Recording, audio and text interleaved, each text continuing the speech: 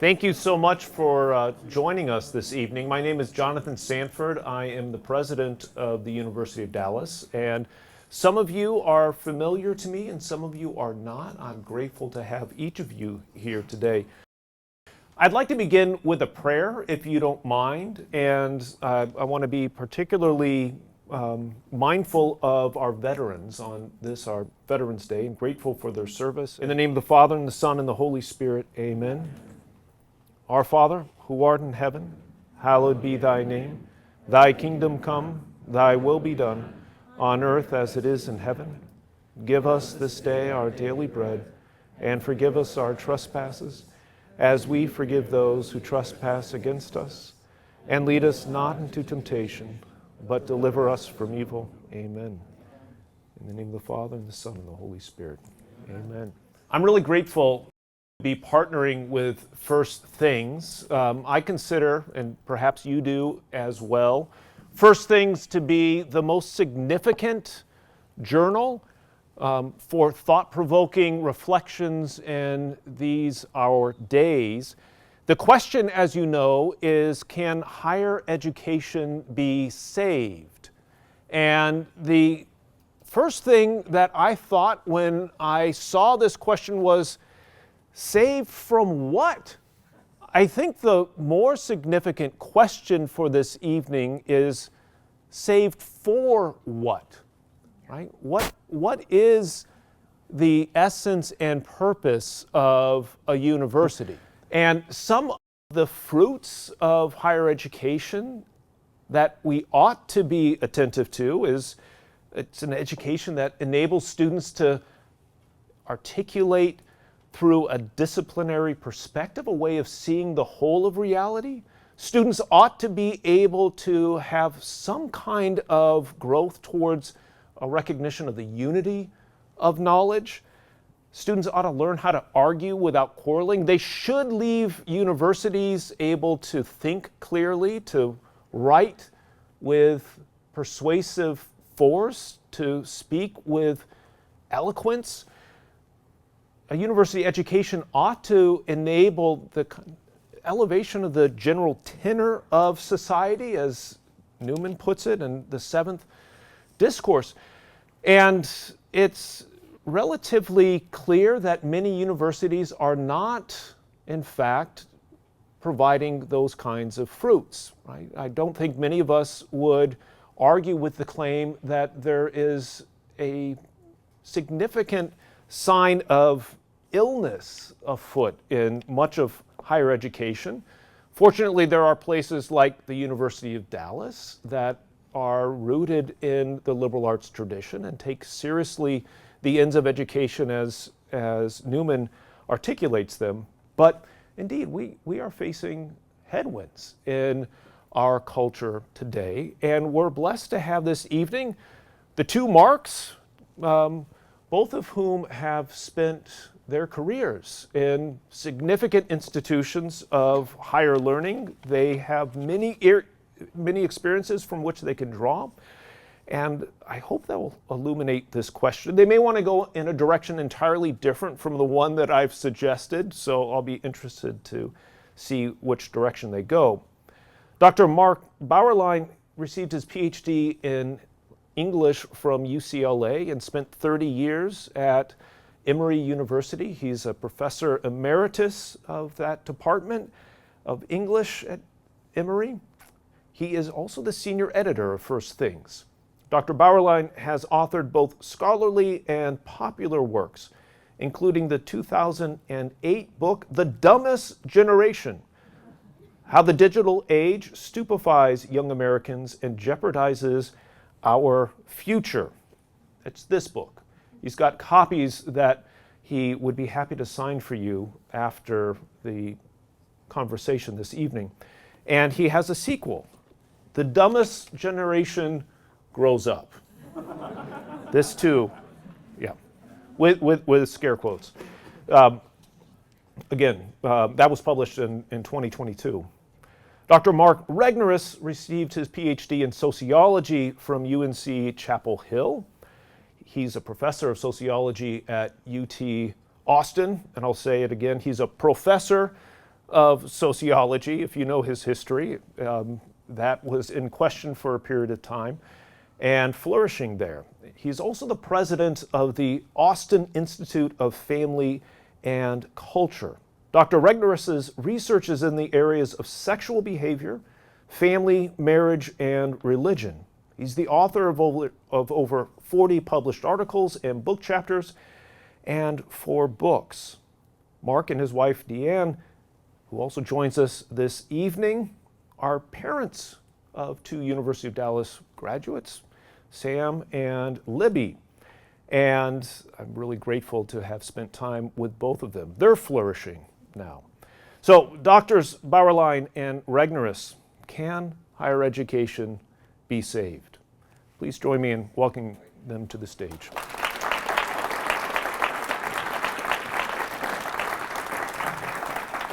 Thank you. Do you pray at sociology department meetings at the beginning of the prayer? Lord, give us the pray that I wisdom can get through them. You pray silently. Yes. Give us what you think are the 3 big problems of mainstream higher education at the present time. And I have to limit that to 3. Take your time. Well, certainly I think people don't feel like they're getting value. Probably adults. Parents probably think they're not getting their money's worth in some ways from the education. That is a function of the sort of bifurcation between, in some ways, the sciences and the humanities, where the humanities have often run off the rails, and the sciences not so much. But if their kids wind up in one or the other, they can be discouraged, right? The parents and sometimes the kids. So I think value is at stake. I think legitimacy is certainly at stake. Our provost at UT, Will Inboden, who's a friend. I mean, I could never imagine being in a place where I can say, the provost of the University of Texas at Austin is a friend of mine, right? It's crazy. This is a new thing. Yeah, new as in 3 months ago. Talks about sort of the legitimacy crisis in higher education, that people recognize that something is broken with it. You could sort of say, well, it's a function of sort of the woke mind, but at the same time, it is that you are hearing constantly the same stuff, fairly tired from the same people. It's not really research, it's proclamations in many ways. So I think there is a legitimacy crisis going on in higher education. And I think what people expect from higher ed has kind of morphed and drifted from a training in thinking, a training in argumentation, a training in writing, a training in analysis, to I am here for credentials. It's really not about what you have to teach me. It's about I need to get through this and have a BA or a BS on the back of my name and to help me get a job. I couldn't rank order those 3 things, but those are 3 serious problems that we've had. And some of that's a little bit newer than others, but some of it's been around for quite a while. Mm-hmm. Queer theory goes 87, 88, post-colonial theory as well. And here's the tired nature of it. They're talking the exact same way. Yeah. They're acting as if queer is some edgy, innovative, novel breakthrough. Right. Guys, it's almost 40 years here. I mean, it's so predictable. It's stale. You know what they're going to say before they even say it. Now, one of the flaws when an outlook, a theory, a school becomes so hardened in this way, it doesn't change, is whenever a dissident comes along, someone who poses questions, who brings empirical evidence against that edifice, that person is setting himself up. This is one of the clearest signs of setting himself up for attack. One of the clearest signs of decay, of legitimacy, is when everyone gangs up on the one person. And I just think it's important for Mark to recount his experience. Hinted at that, and many people don't know the story. National issue in 2012, 13, it 14, broke. 15. It produced massive, well, yeah, it went on for years. So, Mark, do you want to tell the story? What was the research? How did the research proceed? Yeah. And what was the what were your conclusions, and what was the reaction to your conclusions? And this is just before Obergefell. Yeah. When I was in graduate school at North Carolina, I started in social theory. You're like, how did you ever get into sociology? It was because, I wouldn't say I bought into it all, but I was interested in it, right? I remember writing papers on Foucault, and my older brother, who's a regular fellow, looks at on Christmas break, when we come home, he's like, what in the world are you talking about? And I thought, okay. But thankfully, my advisor, who was a well-known theorist, Craig Calhoun, said, Mark, if my grandmother can't understand what you're saying, you need to rewrite it. And that's advice that I actually have kept all these years. It was good advice. So what happened, that was back in, those were in the 90s. But in 2012, I wrote a paper on outcomes among adult children who grew up with a parent who had been in a same-sex relationship at some point while in the kids' growing up years. And based on nationally representative data, that was kind of the additional benefit of it, because a lot of people had been writing on this topic in sort of, we call them convenience samples, right? Which are conveniently all saying the same thing. So I analyzed data from 15,000 Americans, which boiled down to 2,900, I think, that we were really focused on, which boiled down to 248 cases of young adults who said their mother or father had been in a same-sex relationship while they were growing up. Randomly collected, which was a very unique thing back in 2012. Still not super common today. And assessing them against other kinds of household arrangements, including what I considered the gold standard, a mother and father who had not, who had not split up, okay? And so that got published, this Journal of Social Science Research, in 2012, along with a lit review of the same by somebody else. And that went over rather poorly among my colleagues. Well, Mark, let me interrupt. It went through the ordinary process of peer review. Right. People criticized it as being a fast review. I often look at the review times, because they're usually noted, and I don't think that was a terribly fast review compared to what people are going through now.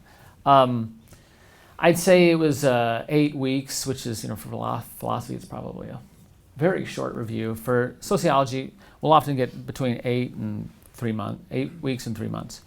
Not terribly fast, but every part of that publication was scrutinized starting in late June 8th, I'd say, until I was brought up on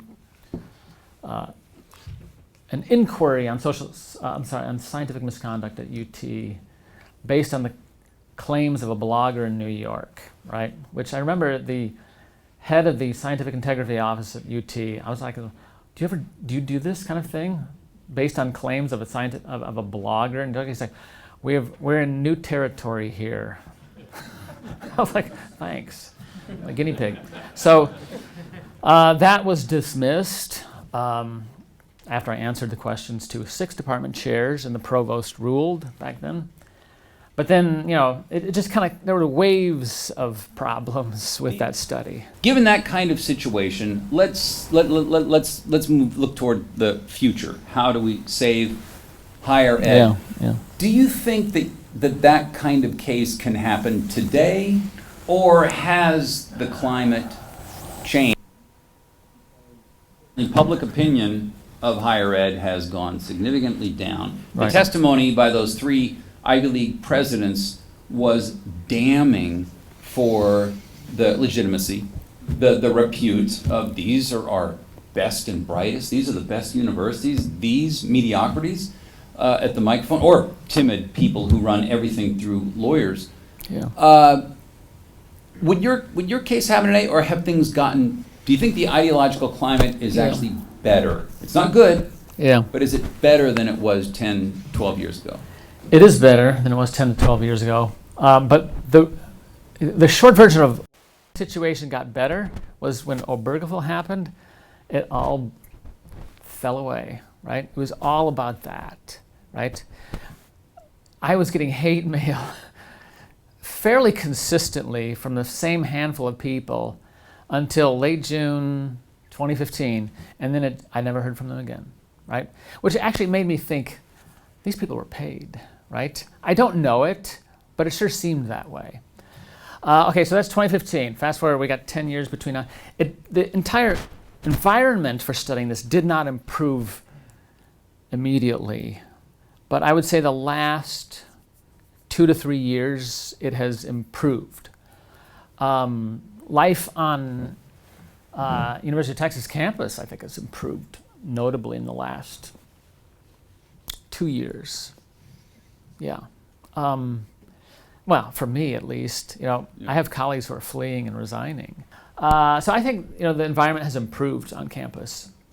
Some of that's the state of Texas legislature kind of got tired of some of the problems that we've described, not specific to the domain that I work in, and they created an entity, first an institute at University of Texas for sort of the study of civics, history, and the great books.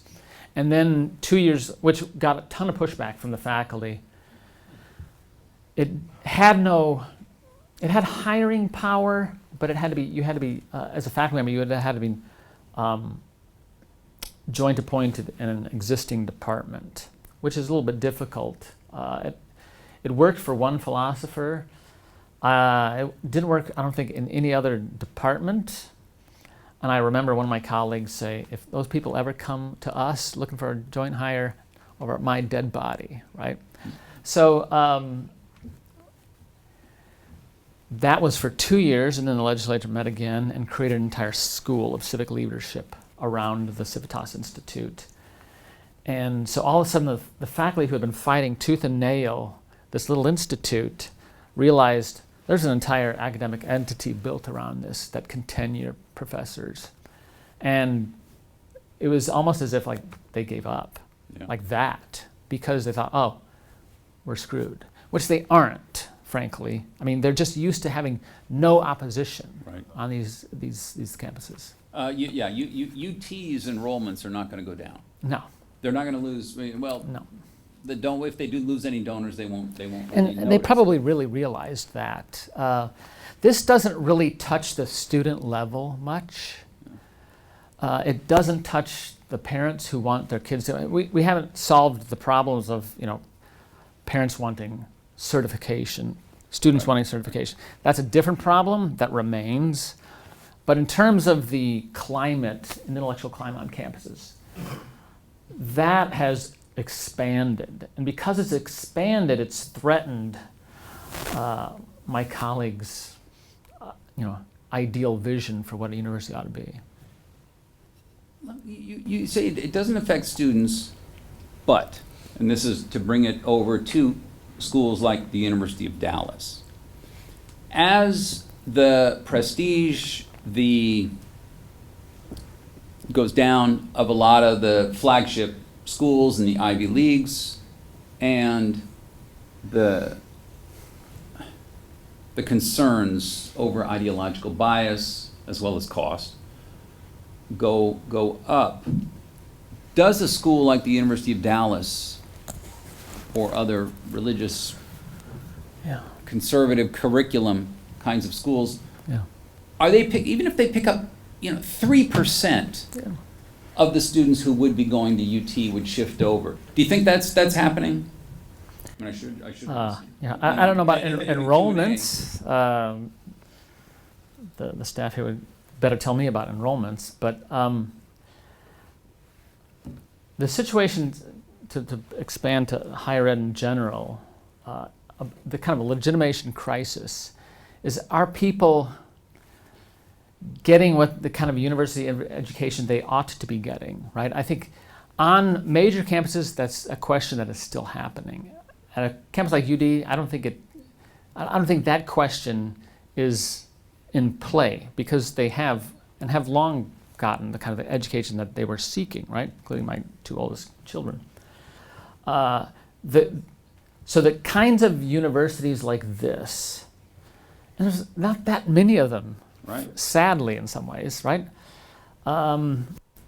These kind of universities are not so vulnerable to some of the plague that's going on right now. There's a lot of universities reinventing themselves, trying to think of new ways to stay alive. In the domain of religious colleges and universities, if you aren't offering something distinctive and meaningful and authentically from your religious tradition, you are putting yourself in a very vulnerable spot, okay? And I will lament, along with my wife, the demise of our alma mater. We learned last week, Friday, that our alma mater is closing at the end of this year. Trinity Christian College, little Dutch Calvinist school in suburban Chicago. I could not have foreseen that coming 5 years ago, for sure. Had they gone secular? They Had they hadn't, compromised? but they had drifted some. And I noticed this when I went back to give a lecture on my travails. I thought, okay, these people would have a little bit of empathy for me. Like, I didn't feel a ton of empathy, right? Which is okay. They didn't owe me anything. But I thought, okay, something in this climate here at a university has changed. And I thought, well, this is a pity, right? I still could get along with the faculty, but I felt like the faculty had changed, and I had not, right? From what they had given me back in the early 1990s. Here's what I think. I mean, you said they've drifted a little bit. That's it. In this situation now, you can't show the slightest bit of compromise. All right, you got to hold firm to the line. That's what a lot of young people, Gen Zers, we're hearing things about them, especially young men, want to see. And I would say that being forthrightly, firmly, rigidly countercultural to the secular junk is the way to go. It's a good financial decision. I would say, the Newman schools in the network, those schools are all seeing strong applications and enrollments. I mean, it's hard to meet all the federal obligations. It's expensive to run a school. But in terms of this time when Gen Z is smaller, right, than millennials, certainly smaller than boomers. We've got that demographic cliff that started in 2008. And so a lot of the demographic numbers are against sort of the smaller liberal arts colleges. But these colleges are doing well. They're pulling in the numbers, and I think numbers are important, right? I mean, we've got our ideals, we've got the ivory tower, but I think young people voting with their feet is a pretty decisive number here. Yeah, and in Trinity's situation, I think it was sort of this slow drift away from Dutch Calvinism, partly because Dutch Calvinism has slowly drifted away and faded, frankly. I mean, sort of into a meld of broadly evangelicalism, etc. At the same time, I think they also had some particular financial decisions that they made that were just foolish, right? They had been losing enrollment, and so they thought, okay, what we need is private colleges discount tuition in order to attract people from the general area, suburban Chicago. So they discounted significantly, right? I mean, just cut, not discount as in write-downs like scholarships, but discounted the baseline tuition. And they didn't see it back in enrollments, which was fatal, right? Then I think the end was in sight, it's just tragic, right? These kinds of things are avoidable, and they take, I'd say, probably a decade or two to at least become real problems. So, One of the things I think that is an advantage of a place like Dallas, and why you see you got Susan told me, or Claire told me that you got 6,000 applications last year. You know, we're talking about for 400 spots. That's crazy. That's a very good yield. And this year, it looks like you're going to be significantly higher than that. And I think it's not just the core faith, it's also a core curriculum. some of it's kids that are applying to 15 schools, which is ridiculous. That's true. That's true. But I don't know. We can talk about how your acceptance rate there. But I would say, but would they apply to University of Dallas? Probably true. You're right. If it weren't, I mean, Yeah. that's a pretty specialized, motivation right there. So, Right. but general education in this country is a joke. It is ridiculous. At Chapel Hill, where you got your PhD, I was there a few weeks ago. I looked at their general ed courses. In the humanities, you can fulfill your humanities requirement with more than 1,000 possible courses. They actually boast you can tailor your own education. Yeah. In other words, there's no general education. Everything is specialized education, and a lot of these classes are just a joke. You can fulfill it by taking a course in Michelangelo and the Renaissance, or you can take it by a course in hip-hop culture. Okay?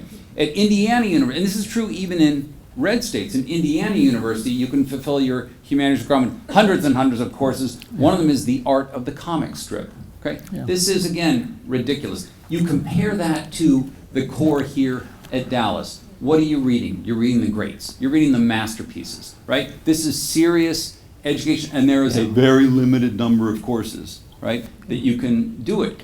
Once you start expanding, all the quality goes down. There is no more core, there's no more coherence, there's no big picture that assembles over the course of general ed. Yeah. Texas actually is a little better. Getting better. I've looked at there, but you can squeak through Yeah. by making your general ed courses Right. a joke. But you're on a revision right now. We're on a revision, which is, I hadn't paid a whole lot of attention to it because it was a hopeless cause for, I was focusing on other things. I remember, speaking of the fact that you can tailor your education, we don't have to go to commencement all that often, so I don't wear my robe all that often. And the last time I went, I remember listening to the bands, etc., and listening to the speech and thinking, what unites this university?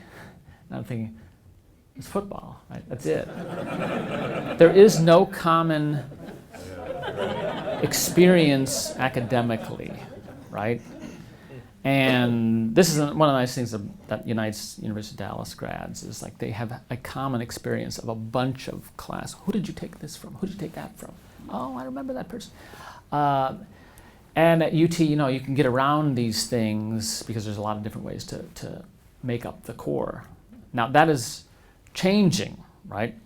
I don't know where the mandate came from, but the core curriculum at University of Texas is changing, and there's a committee that's been appointed. I'm not on that committee. I was on a committee to write a statement on academic integrity, which was nice. First time I've been on any committee like that in 24 years at the university. So things are changing, I'd say, for the better. Now, bringing in my colleagues up here, all except maybe one, and they would say, no, things are totally changing for the worse, right? They've had a good gig for a long time, so I'm not really sorry to see them sweating, but they still have a good gig, frankly, and their jobs are not really at stake. So why they are whining and complaining is because they've had a privileged existence. Right. I mean, I'll just conclude. Dallas is a model. I actually believe this for a long time. The University of Dallas is a model of something. I don't think we need even think about the rest of them. The hell with them. They're going to hell all by themselves. But what we do right? We control our own work. Core curriculum, faith, Christianity. That I think are that's the key to success here.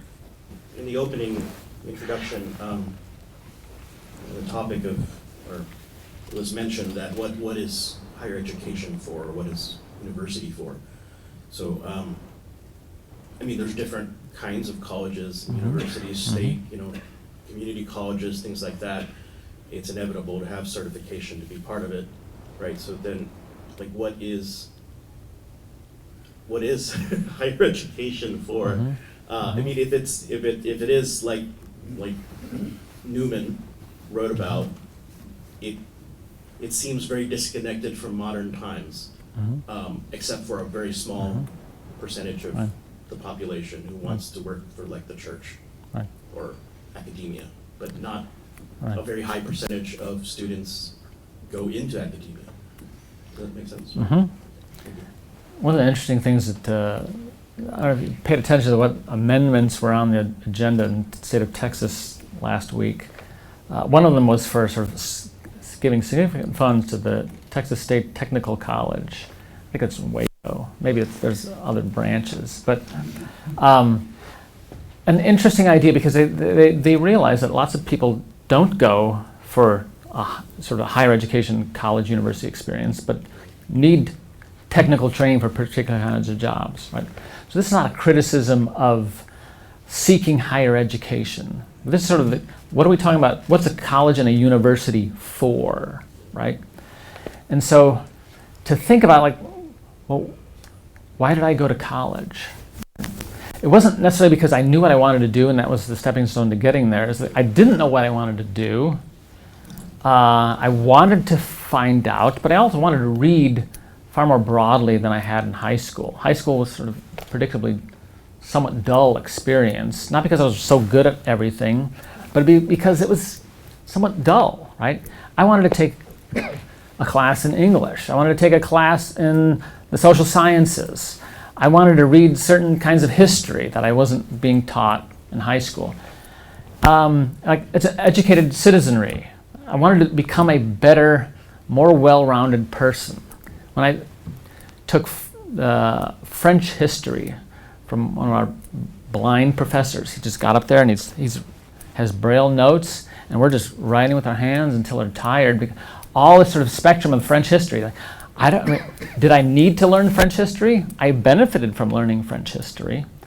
So I think there are really good reasons why people seek university educations.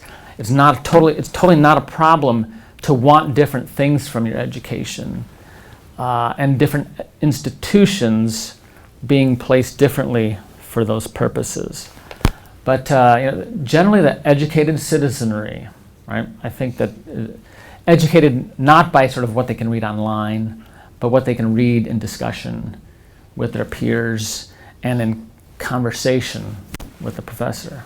That remains, I think, a pretty stable, desirable good. Yeah. I can only speak for the humanities, and the goal of the humanities for me is the inculcation of humanitas in these young people. What is humanitas? That is capacity to hear Act 3 of Götterdämmerung, and when it's over, you say that is one of the glorious monuments of civilization, or to be able to read, Macbeth's words upon hearing the death of Lady Macbeth and absorb it, understand it. And that takes a lot of knowledge, a lot of literary, historical, cultural, theological knowledge. That's why it's a study. It's not just an experience, but exposure to the best and acquiring, again, the capacity to experience it to the full. Yeah. Not a technician in some ways, right? Yeah. So it reminded me of the art history class I took at my now defunct college. It was a great class. I learned so much about different schools of art over time. Only because of that class could I take my Catholic social thought class to the Blanton Museum in Austin and to look at the El Greco and Spanish Baroque art exhibit and actually talk semi-remotely intelligently about what we're looking at and connect it back to the class. Because that art history professor helped me understand what I was seeing, right? Because before I got to that school, I didn't have a clue, like, oh, that art doesn't look good to me, that art looks okay, right? So I learned a lot, which is great. It's kind of two questions. You're in Austin. I want to hear your thoughts about the University of Austin, Yes, sure. Texas. And then with regard to your research, your thoughts on Rob Henderson's book called Troubled, Yeah. which you mentioned, and how that relates to your questionable research Right. at the time. Let's start with Rob Henderson. Who is he? He's sort of an online personality, I guess, who writes in the domain that I have written on, sort of relationship behavior, dating markets, things like that. I'm not going to criticize him too much. I mean, he seems fine. There is a developing, I don't know what to make of it, a developing chasm between scholarly assessments of these things and sort of somewhat scholarly reassessments of these things for the purpose of popularization, right? That's what he fits into. He's a smart kid, smart guy. That didn't exist, 10, 12 years ago, right? So in some ways we're seeing the democratization of knowledge in but spilling out into the public through other interpreters, which is not bad. Rob Henderson seems generally fine. He's all over the place. I subscribed to him on X for a while, then it's too much, right? So I'm like, okay, I got to get off of that. So that's happening a lot, right? For good and for ill. We had a conversation over dinner about Mr. Fuentes capitalizing on X. Like, that's an example for ill, right? So this kind of education that's going on of young people, it's a mixed bag. The kind of taking what people have written, including himself, and spinning it to a very wide public, much wider than most of us have as professors. Okay, and your first question was about University of Austin. I didn't like how they started, kind of with a bang, but without much substance. They have built something now, and now they, I guess, can give tuition-free educations. I think they were tuition-free already. How many students are there at the University of Austin? Not a ton. Less I want to than say, 100? yeah, I'd say maybe now they've got a little bit more than that with the second year. Publicity is disproportionate to the reality, I would say. True. They started with a board of trustees, famous board of trustees, some of whom are engaged, some of whom are not. I don't know what to make of them. A friend of mine is running the place now, but he's not a great books guy. He's a business professor from UT. But he seems competent. He recognizes what he doesn't have and that students should have. Does it have a long future? I don't know. Financially, it seems on a good. That news about the $100 million gifts came out the day that we read our alma mater was closing, which is sort of bitter. So there's a lot of that kind of dynamism in higher ed, but UATX they talk a lot of. They're classical liberal, They're- libertarian. Yeah, but that breeds conservatism. So it's fair to say that most of the undergraduate population is conservatives, and I know a few of them. So, The undergrad. yeah. I teach psychiatry, child psychiatry at an institution that will remain nameless. And I recently gave a talk on the gender differences and effects of hormones and gender and intrauterine life and adolescence development. And the learners, the degree of blank slatism, like gender blank slatism in these guys was absurd. I mean, it was off the wall. They thought, the only reason why there's difference in performance between male and female baseball players is, we haven't raised the entire nation non-binary. These are all socialization effects that men can throw harder than women. And I was just wondering, how do you induce some kind of epistemological humility in these people? Because they were just absolutely confident in something that I was pretty much dismantling with evolutionary and hormonal studies. How do you get humility to like a crack in these people? I'd say that edifice will collapse and crumble of its own weight over time. We're seeing some of that happen already. So I don't know that you have to be responsible for that. I mean, you'll be a part of they'll look back and think, well, I was warned about that by that guy. So you do your job of bringing to them the data, right? And they have to sort of make sense of what they're seeing. You can help them walk through it. But if they're not ready and willing to believe you that there's strong distinctions here, this is something that you can't help, and that eventually reality catches up with them. Usually when you're 18 to 24, there are some sort of ideas like, this can't be true. That some degree of maturation, relationship behavior, maybe if they marry and certainly if they have a child, these kinds of things sort of come to roost eventually. And then, and even I can look back at what I wrote about Foucault as a 23-year-old and think, somewhat ridiculous, right? I wasn't so much praising him as I was thinking he was on to something really intellectually stimulating, and now I don't even like to read theory. I haven't liked to read theory in 20 years, right? They'll come around. The stuff will collapse of its own weight, and we're starting to see that with gender, although it collapses a little bit quicker with a good legal case or two. And a person in the White House who pulled gender identity right out of Title IX. That helps. St. John Henry Newman's understanding of the university, to help the students to learn to distinguish truth and falsity. And that certainly is one of the goals, at least perhaps the primary goal. In fact, I think it is the primary goal of a university.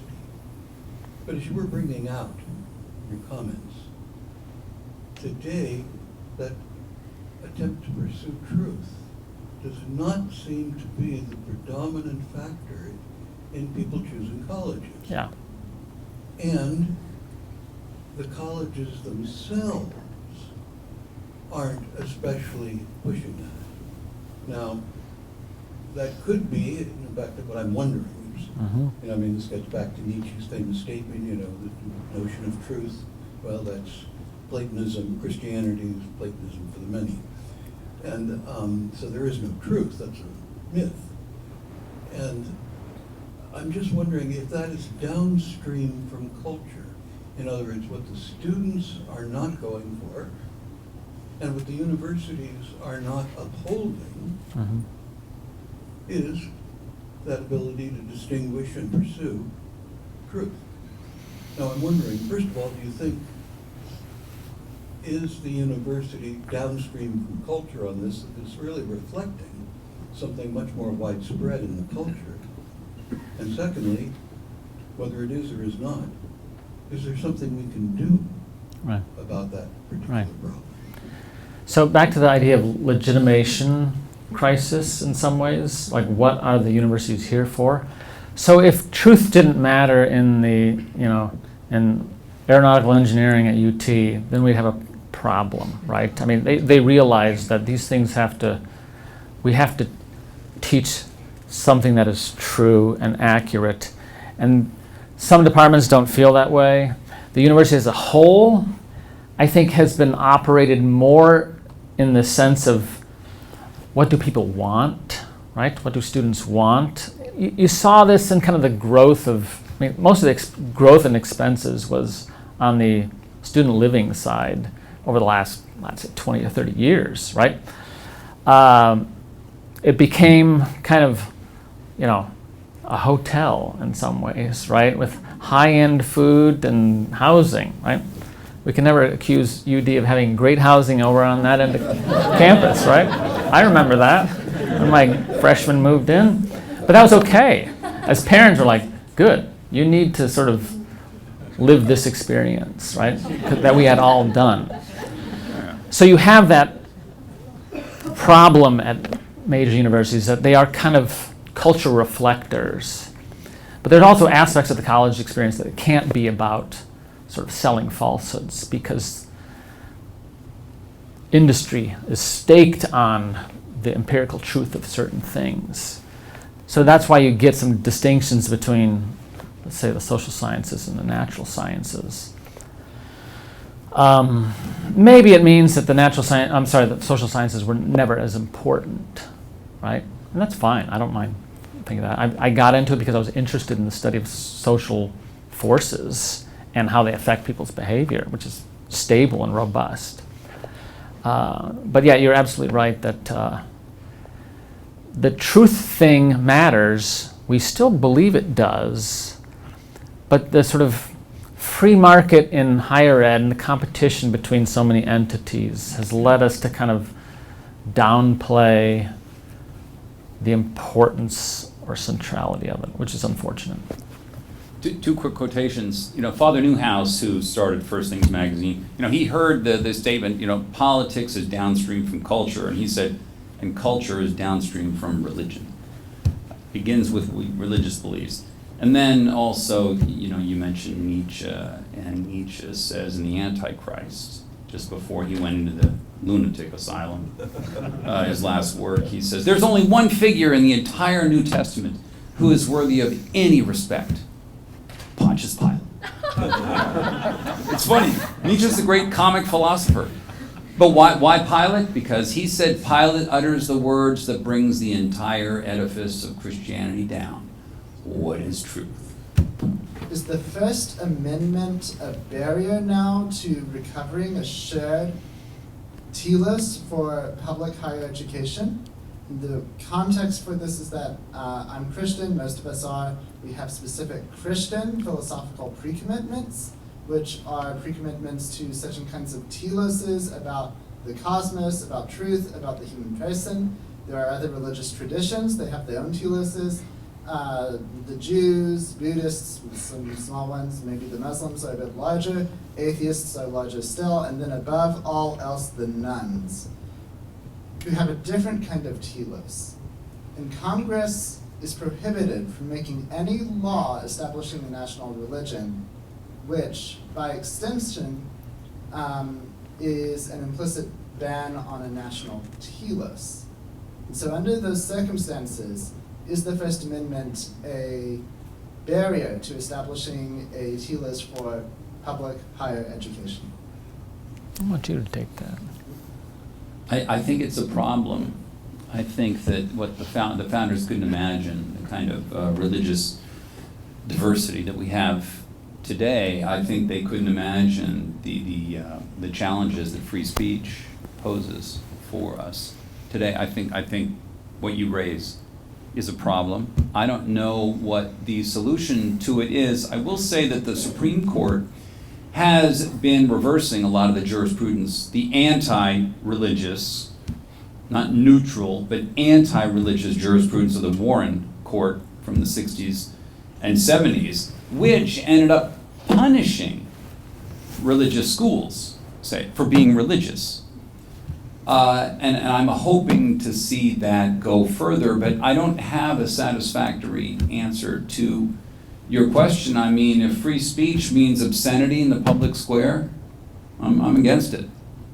Okay? If it means vulgarity everywhere you turn these days, right in front of my son when he was 5 years old, I'm against that, And so, I mean, I would like to see some laws be repassed about the day of Sunday, the day of rest. But the last 50 years have militated against that using the First Amendment. I mean, you know how many people in this country think that the phrase separation of church and state is in the Constitution? This is how far we've come, I think, from the founders' actual vision. We'll see if the Supreme Court keeps chipping away at the anti-religious bigotry. I mean, that was the basis for their decision in the Colorado Baker case. The obvious animus against Christianity expressed by the Colorado Human Rights Commission. So I don't have a good answer. I don't know. I don't know how it's going to shake out. My question is a little bit similar to the last one. You said that a university needs something to unite it, to unite its students. Like for UD, it's our faith and our Western tradition in general. Because we are in such a diverse country, and there's these huge colleges with students who are from all over the place with all these different backgrounds, what can unite these bigger colleges? And is truth enough, or like a genuine interest in learning the truth? I'll take that very quickly. Please. General education is the instrument of curricular unity. You have a captive audience. Every student has to take these general ed courses in order to graduate. So if you create a very strict, focused general education, everyone has to take the same classes, read the same books. At Chapel Hill in 1965, every student had to take English 21. Chaucer, Shakespeare, Milton, every single one. Everyone had to take modern civilization. Everyone had to read Plato, Aristotle, you know who, in the first half up through Adam Smith. So that is a unifying experience, and the students loved it. The students who've gone through Columbia's core, the alumni, loved that. And I would bet the Dallas alumni here deeply appreciate that core curriculum. When I was speaking at Chapel Hill last month, one student, I said the King James Bible, of course, you should read this. This is the most significant, influential book in all of American history. And a kid in the back said the usual question, what about the Quran? And I said, forget it. No Quran. It has nothing to do with our jurisprudence, our founding, our 99% of our culture. No Quran in general education courses. He and his friends got up and left. Don't let the door hit you. So that was my attitude. I just don't care.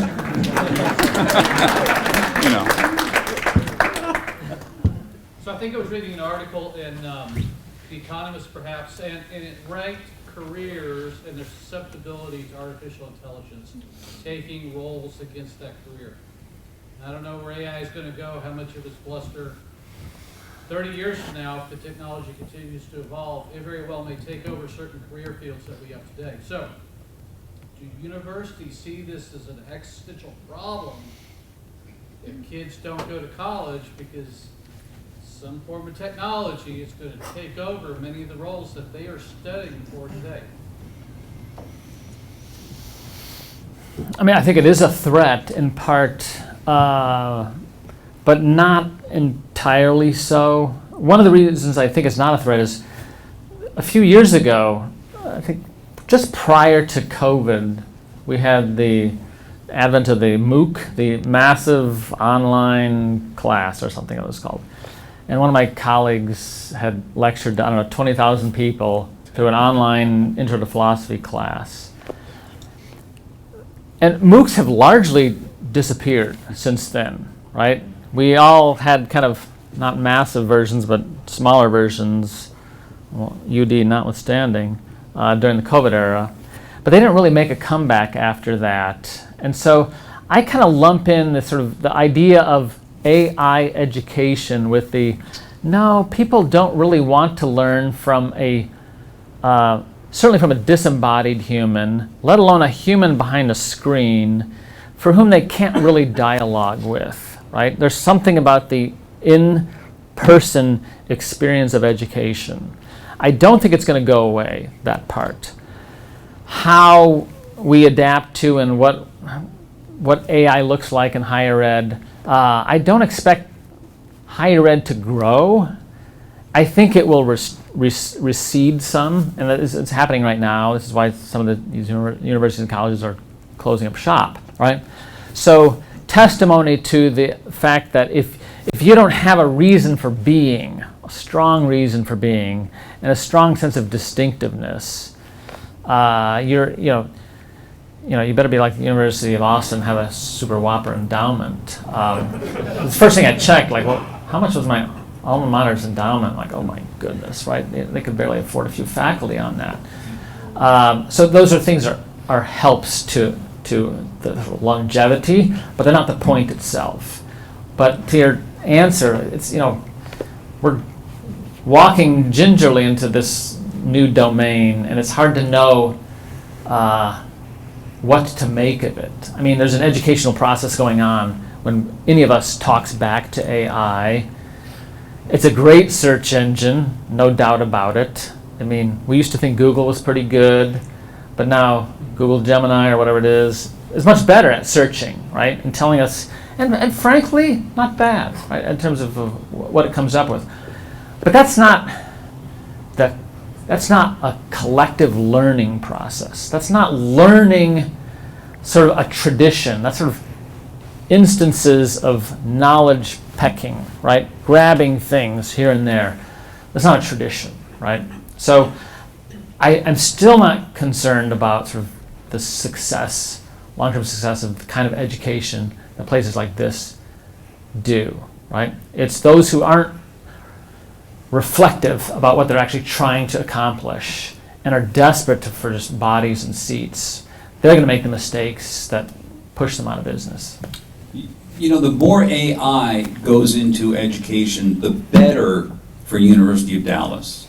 Because the kind of formation that takes place here is going to be recognized as so much better than students who, AI just takes over so many of their tasks, and the formation doesn't happen. So if I were a UD professor, I hate IA. I hate the digital. I wish I did not live in the 21st century. I want to go back. Not before Nova came. But I do, certain things are okay. 1930s. AI is going to transform a lot, but it's not going to change, again, the humanistic formation that happens here. It can't be replaced by AI. Yeah, I think that's a really important point, right? Learning to think clearly, being a creative analyst of complex situations. We're going to need people who can run those AI systems, and we want to stay ahead of them. And I think you're exactly right that a general education is the unifying principle. That used to be the unifying principle even at really large universities. And one element that didn't come into the conversation that I think it's important for us to think about is the role of friendship that is really cemented through an education that's shared broadly across the student body. It's the case, Aristotle makes this very clear, C.S. Lewis does as well, that friendships are formed when you have a common good to pursue and common objects about which you're passionate. Another thing that Aristotle teaches us is that you will fail to achieve pleasure if you aim for pleasure, right? It's one of these great human mysteries. Everyone's looking for pleasure, but when you grasp it, it's gone. It's through the pursuit of things that are actually good and substantive that we find ourselves experiencing pleasure in the fulfillment of those activities. And that's related to something that we see here at the University of Dallas. The first question is a very good question, right? Do all of our graduates go and work for the church? Well, we do have 12 bishops who've graduated from the University of Dallas. I hope that's a good thing. We'll take a look at those bishops. No, it's a good thing. We do send some of our graduates into higher education. In fact, a few years ago there was a study of which mathematics program had which of the mathematic programs were the most successful in delivering graduates into PhD programs, and the University of Dallas was #1 in the country for the conversion rate of undergraduate math majors to PhDs. We have the highest med school placement rate in the state of Texas, and our first destination placement rate is really high, higher than SMU, higher than Rice, higher than TCU. More than 99% of our graduates from last May are fully employed, which can include religious formation, graduate studies, but most of them are working for corporations. And major financial institutions have come and said, we don't care what your student's major is. We want them because we found that graduates of the University of Dallas can learn anything, right? So this is a secondary effect. I think Mark is exactly right that humanitas is the goal, and we would fail to achieve those secondary effects if we lost sight of the primary goal.